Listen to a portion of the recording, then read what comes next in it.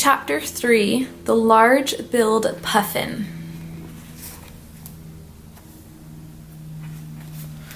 Okay, so I was going to the library every Saturday. So what? It's not like I was reading books or anything. I went every Saturday because I had a lot to get in. There were only 3 weeks left in August and then a few days in September before stupid Washington Irving Junior High School of stupid Marysville, New York was scheduled to open its stupid doors and suck us away from summer. Only 3 weeks, and there was a lot to learn. We'll start with contour lines, Mr. Powell said that first Saturday. Put your hand up on the paper. No, higher up. The paper is the same size as the page in Audubon's book, so you want to try for the same proportions. Look at the turn. Good.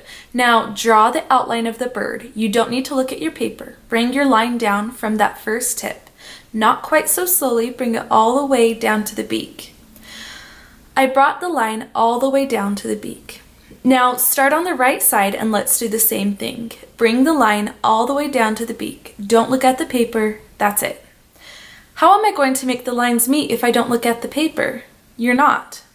I finished the right side of the bird, then looked at the paper. That doesn't look like much of a bird, I said. Not yet, it doesn't. It looks more like I'm showing what isn't the bird. Mr. Powell put his hands over mine and stopped it. I looked up at him, and he had this smile. It wasn't like my mother's smile, but it was okay. That's right, Mr. Sweattick, he said. That's exactly what you're doing. Most young artists take a long time to understand that. Let's try it again. Turn the sheet over. This time, let's go a little faster with the lines. And as you start, that's it, right there. As you start, think about how the line is sending out information about the bird. How is the air moving over the feathers? How are the feathers stirring? How fast is the bird traveling? Fast, I said. Keep that in mind as you bring the line down. I brought the line down. Stop, Mr. Powell whispered. You're about to come to the front edge of the wing, right? I nodded. Think about how the air is hitting that edge. Okay, you're probably not going to believe this, but when I did think about it, I really could feel the air right on my shoulders. I'm not lying. Press down harder on your pencil to show how it feels. I did. Harder. You won't break the point. Harder. That right side, same thing. I did it again. Mr. Powell nodded. Now, Mr. Sweattick, let's bring in the neck and the head and beak. We'll let this white space here between the wing lines be the body. So imagine the neck extending out of that space. Put your pencil where you're going to begin. Very good. Now bring your line down a little faster. Audubon worked with curves on this bird, so that's what you're going to want to work with. Let it come around. Yes, just so. Now bring your pencil to where you're going to start on the right side. No, look at the picture. You see how Audubon started this wing down a little lower? Why do you think he did that? Because if the wings were at the same height, he'd look like he was hanging, stuffed in a museum somewhere. Mr. Powell smiled again. You're talking about something called composition. But let's not get ahead of ourselves. Draw the right line a little faster. We filled all 3 sheets of paper, front and back, and I think we could have filled a whole bunch more if Mrs. Merriam hadn't come up and reminded Mr. Powell that there were other patrons of the Marysville Free Public Library, not to mention all the cataloging for those new books from Houghton Mifflin, and how she couldn't do that by herself and check books in and out also, could she? Of course not, said Mr. Powell, even though she probably could if she just put her looped glasses on and got to it. End of your first lesson, said Mr. Powell. He looked over the drawings. Take this one home, he said. Here's something a little advanced for you, but I'm curious. See if you can figure out how to draw in the feathers. Think of it as a problem to be solved. He rolled the paper up into a scroll and handed it to me. Take the pencils. I'll clean the rest up later. Right now, I've got to go catalog. When I came down into the cool of the library that afternoon, it was only 3:30 and no one else was in the whole place as far as I could see, so I don't know what Miss Everything Has to Be Cataloged this second Miriam was all fussed up about. Along the line of my thumb, there was a dark streak from the pencil. I decided I wouldn't wash my hands for a while to see if I could make it last. By the way, in case you weren't paying attention or something, did you catch what Mr. Powell called me? Young artist. I bet you missed that. That night, I worked on the feathers before my brother came up to bed, which wasn't easy because I didn't have a desk, so I had to use the floor. And I didn't have much time because my brother could come up any second, like during some Marlboro commercial. And he'd find me on the floor and he'd say, "What do you think you're doing?" And it wouldn't matter what I said because he'd tear the paper into shreds and they'd be outside in some gutter like Joe Pepitone's hat. So I had to work fast.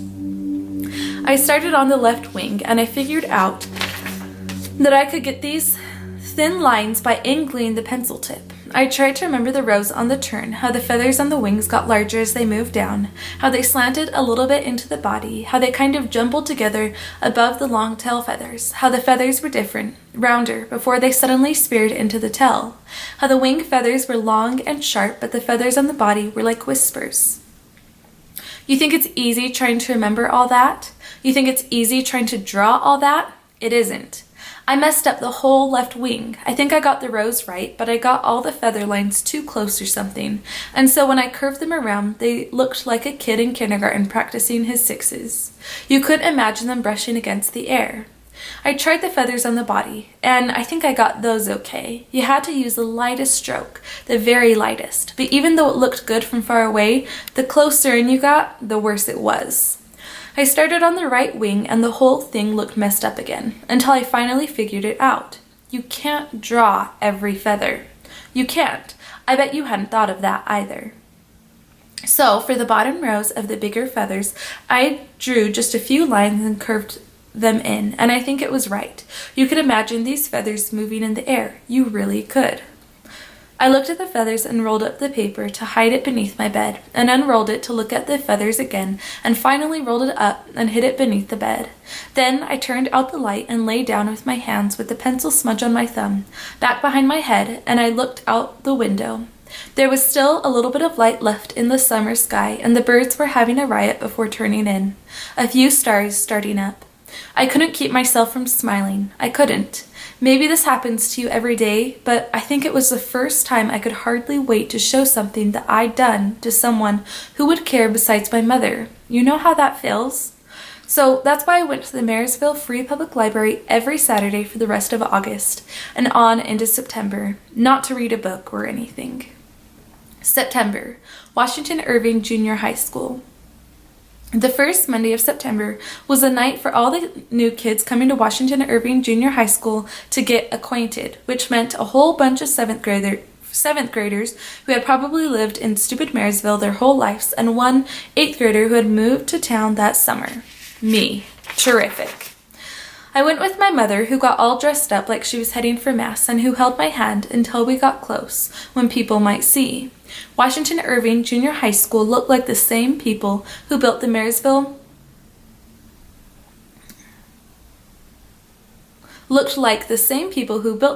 Free Public Library built it.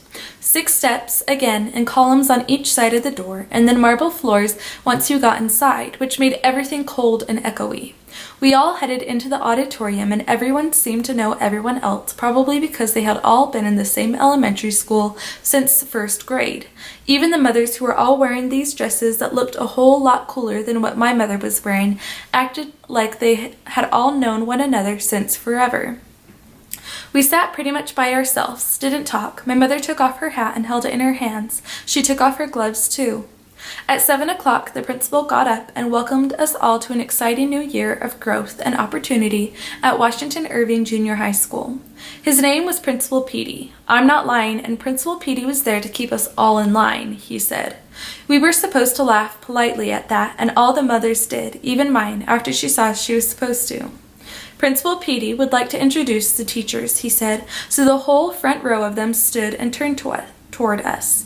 There were only a couple of teachers who looked happy to be introduced. The rest looked like they knew they still had a few days of summer freedom coming, and they sure didn't want to start thinking about school any more than we did. After they sat down, Principal Petey announced the school theme for the year, Washington Irving J.H. Catch the Spirit, and then he called on a bunch of 9th graders who were all wearing the same orange t-shirt with the school theme on back, Washington Irving J.H. Catch the Spirit, and they handed out a stack of dittos And for the next 30 minutes, Principal Petey stood on the stage and read them to us. The heat trapped inside the auditorium during the whole stupid summer turned up a degree or two with each new ditto. After that, when even the ninth graders who had caught the stupid spirit were pretty much drooping, Principal Petey announced that parents were to stay in the auditorium for an informational session on school expectations, as well as a discussion of what supplies they were to provide in a year of austerity budgets. Students, meanwhile, were to go to other classrooms for small group sessions that Principal Petey and Mr. Ferris would be leading in just a few moments. I leaned close to my mother. "Let's go," I said. She smiled. "We should stay for the whole thing," she said. "I'll see you afterward." So I went out of the auditorium, and one of the spirit-filled ninth graders asked me what my last name was, and then she pointed to the room I was supposed to go to, and I went in and sat down with a bunch of seventh graders whose last names started with M to Z. They all knew one another. Terrific. We waited at our scrubbed clean desks. Guess who had no one to talk to? We waited, and I looked around for a pen so the desk wouldn't be so scrubbed clean. But finally, Principal Petey came in. He had this huge smile taped across his face, like seeing us was making him the happiest man in the world. "This will just take a few minutes," he said. He handed out another ditto. "Principal Petey wants to go over a few rules with you all so we can get started on the right foot. Principal Petey thinks that he recognizes most of you from our Looking Forward to Junior High Day last May, but some of you may be new to town, and some of you may come from different school systems." He looked around, "or at least one of you may. Guess who? We all need to know what to expect of each other so that in a couple of weeks no one says to Principal Petey, 'Principal Petey, I didn't know.'" He found a kid in the second row. "Tell Principal Petey your name," he said. "Lee," he said. "Your entire name." "Lee Rostrom." "John's brother?" Lee Rostrom nodded happily. "Principal Petey is sure we'll get along fine then. Lee, why don't you read the first rule on the sheet?" Lee Rostrom smoothed his ditto out on the desk. "School begins with homeroom each morning, starting at 8:10, when each student should be in his seat and ready for the day." "Thank you, Lee," said Principal Petey. "And 8:10 means 8:10, not 8:11 or 8:12 or 8:13. His eye roamed around the room. "Your name?" he asked. "Lester Shannon." "Lester, would you read the next rule?" That's how it went. There were rules about the time between classes and about lockers and about the combination locks and not giving your combination to anyone except to Principal Petey if Principal Petey asks for it, and about lunch and about making sure your shirt was tucked into your pants for boys and skirts no more than a handbreadth above the knees for girls, and about always wearing socks, and about how long a boy's hair could be. Principal Petey looked at me when this got read aloud, and about how we were to address teachers, and even about how many times we could go to the bathroom in one day. I'm not lying.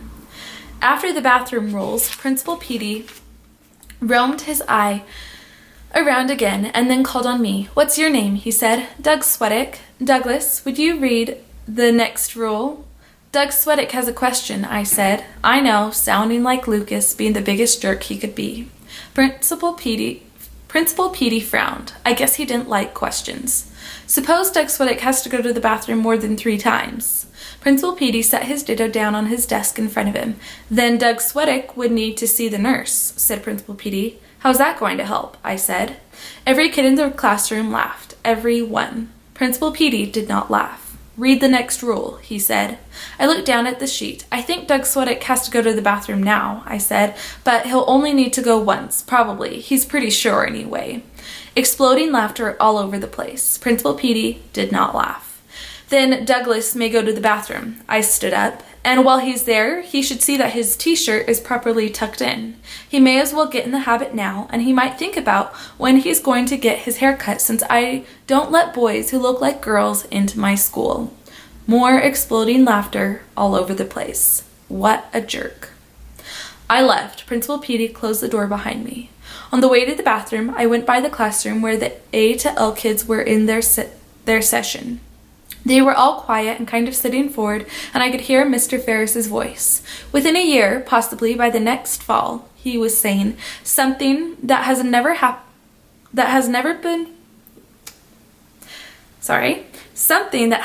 before been done will be done. NASA will be sending men To the moon. Think of that. Men who were once in classrooms like this one will leave their footprints on the lunar surface. He paused.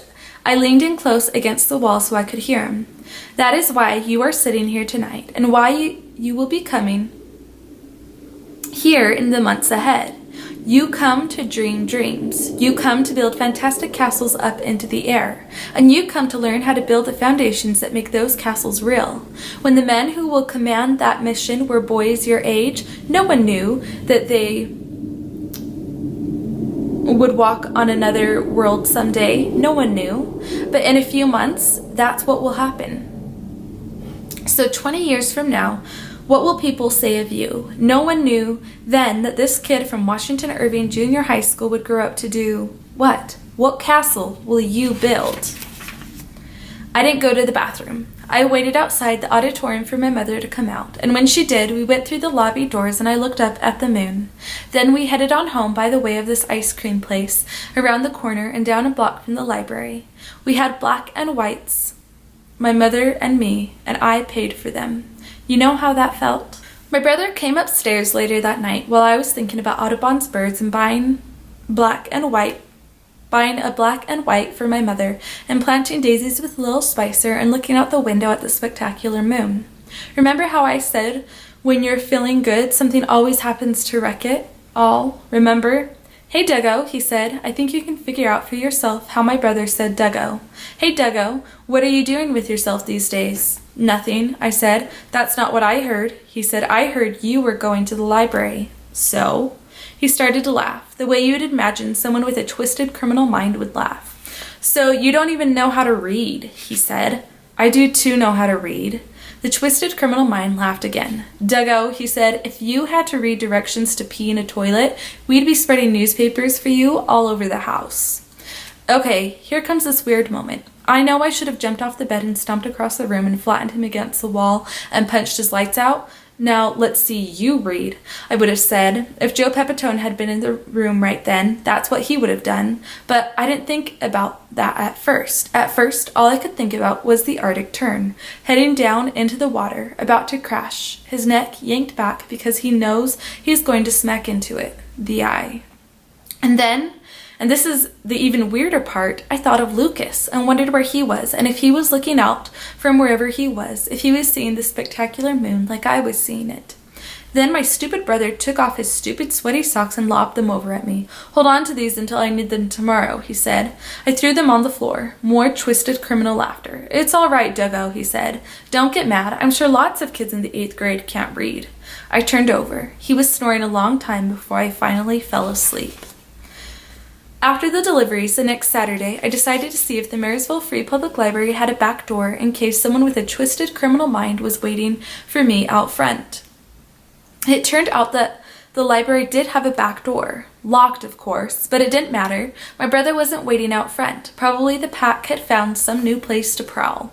So I climbed the 6 steps and went in by the front door. Mrs. Merriam was at her desk cataloging like crazy because I guess it's the most important thing in the whole wide world. She had her loopy glasses on, and when she looked up and saw me, she smiled, sort of. It was the kind of smile that said, I know something you don't. The kind of smile my brother would get when he knew that my father was looking for me, the smile of a twisted criminal mind. But who knows, maybe something lousy had just happened to her. Maybe she was lonely. Maybe she hated stupid Marysville too. Who knows? So maybe I could once try to be nice to her. Once. What did I have to lose? Hey, Mrs. Merriam, I said, pretty cool. Hey, yourself, she said. You're not always going to get everything you want, you know. That's not what life is like. Maybe after today, you'll understand that. So see what trying to be nice will get you? I went upstairs to see if Mr. Powell was with the Arctic tern. I held the rolled paper in my hand, the one with the feathers. You don't need to run up the stairs, hollered Mrs. Merriam. Mr. Powell was by the case, looking down into it. His hands were on the glass like he was trying to press it down. Hi, Mr. Powell, I said. He looked up. Hello, Mr. Sweattick, he said. He puffed his breath out and ruffled his light hairs all around his face. How did the problem with the feathers go? I think I solved it, but it took a few tries. That's how it should be, he said. Let's see. He took a couple of steps toward me and reached out his hand, and that's when I knew that something was wrong. He should have asked me to spread the paper across the glass so he could compare what I did with what Audubon did. But he was reaching out his hand, so I handed him the paper and then walked over to the glass case and looked inside. The Arctic tern was gone. "Mr. Sweattick," Mr. Powell said. I looked at him. "They're large-billed puffins," he said. I looked down into the case. Whatever they were, these birds were chumps, fat-bodied and thick-legged, and looking about as dumb as any birds could possibly be and still remember to breathe. One looked like he had just fallen into the water and was doing everything he could to keep his face from getting wet. The one on land stood there watching like a jerk, as if he didn't even care that the other one was bobbing up and down, trying not to drown. Probably he was too stupid to care, or maybe he had a twisted criminal mind, and that's why he didn't care. "I know," said Mr. Powell. "They look a little bit different than the Arctic tern." "A little bit different? A little bit different? I don't know. You take away the sleek white feathers of the tern and put on stubby dark ones. You take away the pointed wings and stick on dumb oval wings. Then you take away the long neck and throw in a body like an old football and stick a stupid yellow cup over the stupid bird's face instead of the pointed beak, and I guess a puffin looks a little bit different than a tern." Mr. Powell walked over to the case and looked down at the puffins. It was about time to change the page anyway. He shook his head and coughed lightly. "I thought I'd show you some elements of texture since you're already getting into it. Let's take a look at what you did with the feathers first." "You didn't just change the page," I said. He looked at me. "No," he said, "I didn't." He spread my page over the stupid large-billed puffins. He pointed to the left wing. "I see you figured out the problem pretty quickly." "You can't draw in every feather," I said. "They start to look like nothing but a bunch of lines next to each other." His hand moved over to the bottom rows on the right wing. "Tell me what you did here." I drew just a few lines to show how the feathers curve in. "And that," Mr. Powell said, nodding, "is what an artist does. You're right, you can't draw in every feather. But you can draw in the patterning of the feathers so I can see how they are shaped and how they lie on the bird's body. When you draw in the pattern, your viewer's eye will fill in the rest. Now, look at this." He took an eraser out of his pocket and rubbed out one of the lines for the tern's body. "Draw in these feathers like you've done the others. I don't have a line to show where they stop." "That's right," he said, "so you'll have to suggest it." So I drew, while the large-billed puffins bobbed in the water below me like the chumps they were, and by the time I was done, Mr. Powell had erased all the lines and my tern's feathers were plunging against the air like all get out. Mr. Powell asked if he could keep my drawing. You know how that feels? A few nights before Washington Irving Junior High School was doomed to start, Spicer's Deli on Main Street, Marysville, got broken into. It happened sometime after 10 o'clock, and in case you were wondering, my jerk brother was home then, and for the rest of the night. And if you were wondering, you weren't the only one. Mr. Spicer was wondering too, and so were the policemen he sent to find my brother. They came the next day when my mother and I were washing up the dishes after breakfast. They were mostly polite, probably because my father was out somewhere with Ernie Echo, and he wasn't there with a whole lot to say and letting himself say it. So my mother did the talking. No, she hadn't heard that Spicer's Deli had been robbed last night. No, she had never shopped there, but her youngest son worked for Mr. Spicer. She did not know Mr. Spicer, and she had no idea why he would think that her son had anything to do with the robbery. Yes, she knew exactly where he had been last night, home. No, he had not gone out after 9 o'clock. Yes, she was sure of that. Yes, she was very sure of that. Yes, very sure. The two policemen did not look very sure. They looked at me. Yes, I knew Spicer's Deli. I worked there. No, I didn't hear my brother go out last night. No, I'd never seen him near Spicer's Deli. Nope, I was sure. Never. Just ask him. The policeman said they would do that. Did I have any idea where he was right now? I didn't. My mother didn't either.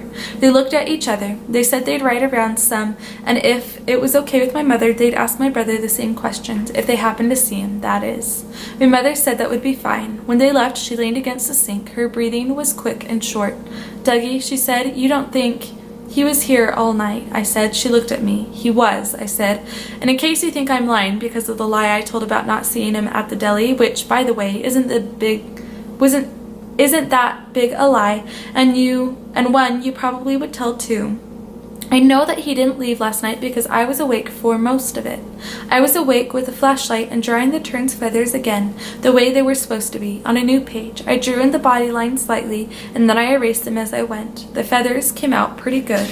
You could feel them moving through the air. They were moving the way no stupid large-billed puffin's feathers could ever move, and I'm not lying. So my brother didn't rob Spicer's deli, no matter who says he did. This didn't matter a whole lot to my father, who came home really late with Ernie Echo after someone had told him that he'd seen the police talking to his son. I heard the door slam open and his feet on the stairs, taking them two at a time, and him calling for my brother, who probably wished he hadn't come home that night, who sat up in bed and said I didn't before my father was on him. I guess I should have been happy about what happened to him, like he was when it happened to me, but I saw my brother's face when my father flipped on the light switch, the terrified eye. Look at the way Audubon has arranged the two puffins, said Mr. Powell. You mean the two stupid puffins? I said. All right, the two stupid puffins. Remember the turn? Remember how everything was pointing down? The horizon lined the very bottom of the painting, but your eye hardly saw it. What's different about the setting of this painting? You mean except for the two stupid fat birds? Yes, Mr. Sweattick, except for the two stupid fat birds. I leaned over the glass case. The horizon is halfway up the painting, I said. That's right. If you drew lines out from these rocks, do you see how they would go across the page, just like the horizon? So everything is going side to side instead of up and down. Good. That's thinking like an artist. Now put one finger at the tail feathers of the bird on the left. Now another on the far foot of the one on the right. I'll put my finger at the top of the head of the left bird, and we've made a perfect triangle. Right, and a triangle whose longest side is at the bottom. So what is different about the fill of this painting? Except for the two stupid fat birds. I shrugged. Not much is moving. Not just that, what else? Think like an artist. Think of everything in the painting, not just the birds. And then I saw it, the long horizons, the flat lines, the triangle resting on them, so solid I traced the lines with my fingers. Exactly right, said Mr. Powell. Do you see how if he had used the horizon lines and the triangle for the Arctic turn, it would have been wrong? It would have warred against the downward motion. But for these birds, it's perfect. The artist gives them a stable horizon that you can't help but see. I spread the paper across the glass case. Draw the horizon line at midpoint, lightly, he said. Then we'll add in the lines for the two puffins and see where they intersect.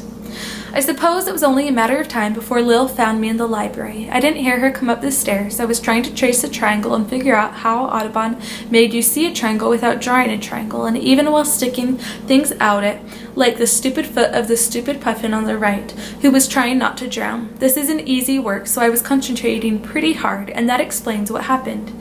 Your tongue sticks out of your mouth when you draw, Lil said. I looked up. It does not. It does too. Your tongue sticks out of your mouth when you draw. That's why you drool. She pointed to the paper. There, she said. It isn't drool, I said. Maybe it's because of that funny thing you do with your Adam's apple. Is there something you want? Mr. Powell said that you were up here drawing, and that you were pretty good, so I came up to see if you were. She looked at my large-billed puffin. Mrs. Merriam says you're a hoodlum in training. What does Mrs. Merriam know? What are these lines here for? Nothing. Just something a hoodlum in training would draw. She put her hands on her hips. You don't have to be angry with me. I'm not the one who said it. You're the one who told me. She sniffed. Maybe she's right, and I was wrong.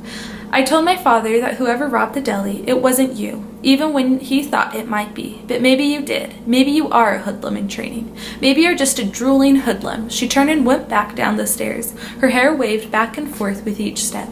When her head was level with the floor, I said, Lil. She stopped, looked up at me. Sorry about my jerk brother and the daisies. She looked at me a little more. Mr. Powell was right, she said. Then she was gone. I went back to the drawing. I erased the 3 triangles I had used to guide where I put the birds, and then I looked up and over at the stairs. Mr. Powell thought I was pretty good, and Lil thought I was pretty good too. I tried to remember the last time anyone told me I was pretty good at anything. You know how that feels? I went back to the drawing. I kept my tongue in my mouth. No drooling. The police came back to the dump twice more. The first time they came with Mr. Spicer so that he could identify my brother, which he could. My brother swore up and down that he didn't break into anyone's store, but Mr. Spicer didn't listen, mostly because he was looking at me. He didn't look happy. The second time the police came back, my father was there, and he swore up and down until one of them took a step closer so that he was practically standing on top of my father's feet and said that if my father wanted to say just one more thing he could say in his cell. I could see my father's quick hands twitching. The whole time the police were there, I sat with my mother on the couch. The police only came those 2 other times, and since they couldn't prove a thing, they stopped coming. Their last line was to my brother, "We'll be keeping an eye out." You could tell they thought he was as guilty as sin, which usually wasn't a bad way to describe my brother, but not for this. So he wasn't arrested, still word got around anyway. That's how it is in a small town like stupid Marysville. All you have to do is spit on the sidewalk and the whole town figures you're the kind of guy who might commit homicide, and everyone in your family is likely just the same. You could see it in the eyes of the mailmen, the eyes of the guys who came to collect our rent, the eyes of Mrs. Miriam, who was sure now that I was no longer in training, even the eyes of the priest at St. Ignatius, who asked my mother her name when we went for our first mass in stupid Marysville, and then right away looked down at me like I was the one with the twisted criminal mind and not my brother. You could see it in the eyes of Mr. Spicer, who didn't say much when I came in that Saturday for the deliveries, but who looked at me in a new way and who told me that I could let Mrs. Windermere put her bill on account. He would write up some other time to collect the money. You could see it in the eyes of Mrs. Mason, who didn't invite me in for a chocolate donut, even though she had ordered 2 dozen, and Mr. Loeffler, who didn't have any chores for me, thanks anyway, not today, and Mrs. Daugherty, who kept her kids back from the front door like I was contagious, and who didn't even answer the door. Her husband came out instead, Mr. Daugherty, who happened to be a policeman. You could probably have seen it in the eyes of Mrs. Windermere, except she never stopped typing while I put her groceries away. I hate this stupid town. You could see it in the eyes of the secretary in the main office of Washington Irving Junior High School that first day, too, and in the eyes of Principal Petey, who came out of his office so that he could identify me better if he ever had to pick me out of a lineup, and in the eyes of the guidance counselor who worked on my schedule, handed it to me, hesitated, and then decided to walk me to my homeroom because she said I didn't know my way around the school yet, but probably because she thought I was going to rob some lockers while I was passing by. And you could see it in the eyes of my teachers, Mr. Barber in geography, who handed out brand new textbooks while holding a huge cup of coffee and who made us all swear to keep our new textbooks neat and clean like they were Joe Pepitone's cap, or someone who paused a couple of seconds before he handed the book to me because he probably thought I was going to throw it in the gutter like it was a piece of junk. Mr. McElroy in world history, who announced that we were going to start by studying the barbarian hordes of Western Russia, and then looked at me. Mrs. Cowper in English, whose first words were, "This fall we will be reading Jane Eyre by Miss Charlotte Bronte, and I am not naive enough to believe that you will all like it." And then she looked right at me. The original novel is over 400 pages long. No groaning, please. You are not cattle being led to slaughter, but you will be reading an abridgment. Even this is 160 pages long, but that should not discourage you. Those of you with characters should see this as a challenge. Those of you not so favored, and she looked at me again and didn't finish the sentence. 160 pages of Jane Eyre. Terrific. You could see it in the eyes of Mrs. Verne in math, who wouldn't call on me even when I raised my hand. Even when I raised my hand, and the only other hand up was Lil's, and Mrs. Verne had already called on her twice. When Lil got called on again, she looked back at me and then turned to Mrs. Verne and said, "I think he knows." And Mrs. Verne's face got all pinchy, and she said, "I will choose who is to speak in this classroom, Miss Spicer." And she went on so that no one answered the question. X minus 17, by the way. You could see it in the eyes of Coach Reed in PE, who lined us up in platoons He was just back from being a sergeant in Vietnam, and he still had his army crew cut, and told me in a sergeant's voice that I'd better not try to pull any funny business in his class. No sirree, Buster. Just before he toured us through the locker room, taking us past his office that was forbidden to all students, and then told us to shoot baskets the rest of the period. So that's how it went until I got to Mr. Ferris in physical science. I'm not lying, he was wearing a white lab coat, and I couldn't believe it. Dark glasses on a chain looped around his neck. Don't people know how stupid that looks? Worse than a large-billed puffin. His hair was cut like he had just gotten back from Vietnam too, and on the lab table in front of the class he had a toy horse that he set rocking back and forth while he talked with us. His name, Mr. Ferris said, is Clarence.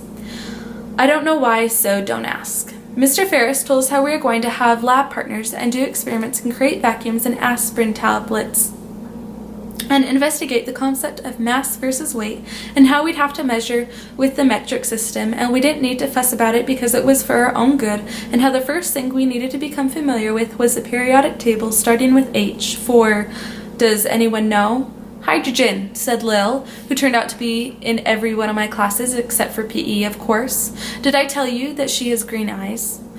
Right, said Mr. Ferris, and he started Clarence rocking happily. Terrific again.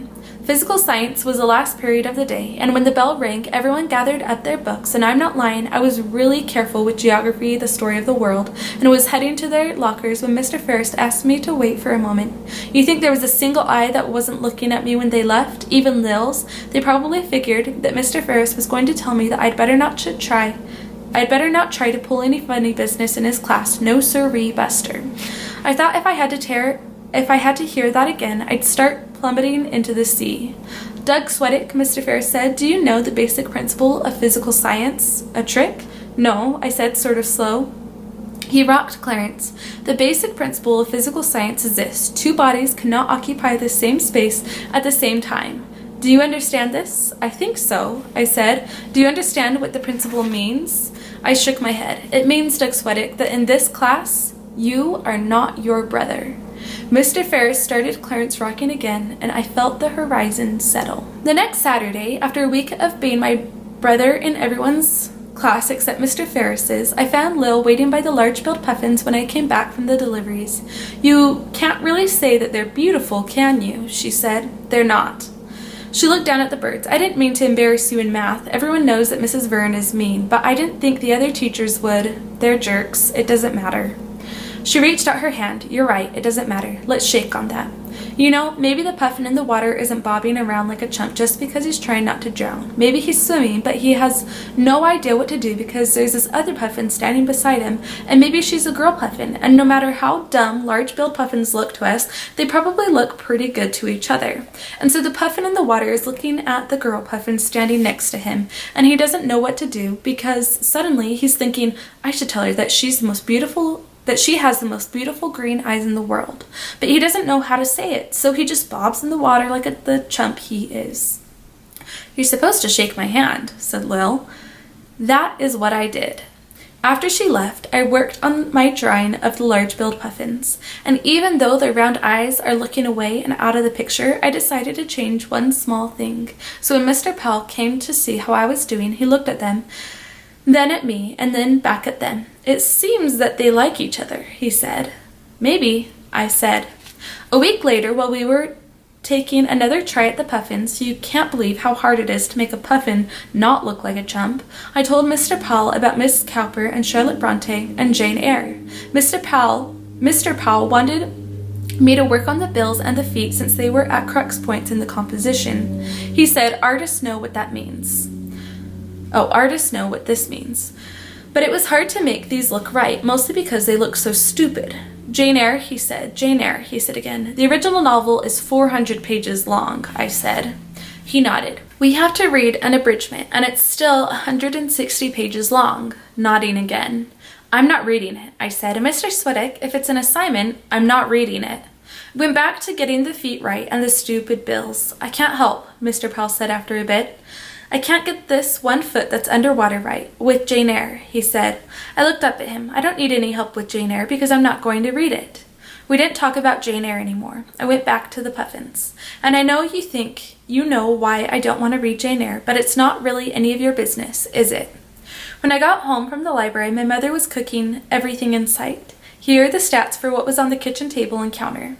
3 loaves of fresh-baked white bread, 1 angel food cake with chocolate icing dripping down its sides, Lucas's favorite.